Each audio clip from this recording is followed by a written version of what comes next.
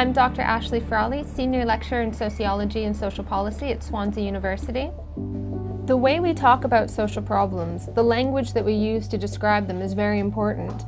There's a pervasive tendency in society to offer very simplistic solutions to complex problems, and offering parenting as the cause and solution to nearly all of society's ills is one way of doing that.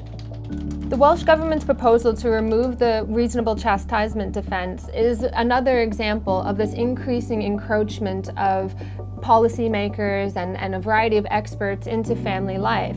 And what's really happening here is a tendency to turn family life into a series of techniques.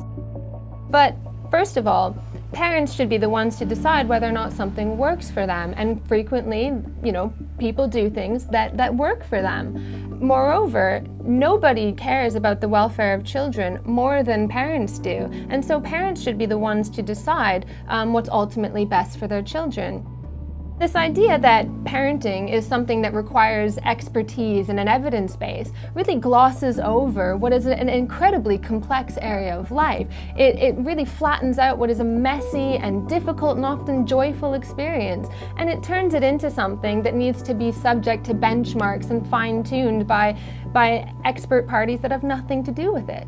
So I see a number of implications flowing from a change in the law. We could see the criminalization of parents for extremely minor incidents. We risk overloading already stressed social services with cases that really do not require intervention. But what I really don't see happening is protecting children from abuse, because the existing law already does that.